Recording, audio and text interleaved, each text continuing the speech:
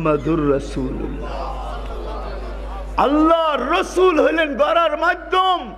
কিন্তু সোনাপুরের মানুষ যদি বলে আল্লাহর রাসূল তো দুনিয়ার থেকে চলে গেছে, 1440 বছর হয়ে গেছে, 1430 বছর, এখন নবীর মাধ্যমে কিভাবে গড়ব? তো আল্লাহ কিছু লোককে, কেননা জীবন গড়া হলো উদ্দেশ্য, এটাই মুখ্য উদ্দেশ্য। একটু আগে আপনারা স্লোগান দিতেছিলেন না, নবীর পরে নবী নাই, এটাই তো সত্য। কোনো নবী নাই, আমাদের নবী হলেন জীবন গড়ার মাধ্যম। কিন্তু নবী দুনিয়ার থেকে চলে গেছে, নবীর জীবন ছাড়া ওই জীবন গড়া যাবে না যেই জীবনে আল্লাহ আমাদের কাছ থেকে চান, যেই জীবনে নিজে পরিচয় লাভ করতে পারবো, পরিচিতি লাভ করতে পারবো। এটা প্রত্যেকের জন্য জরুরি। এই জন্য আল্লাহ কিছু লোককে কিয়ামতের সকাল পর্যন্ত নির্বাচিত করছেন এবং করবেন।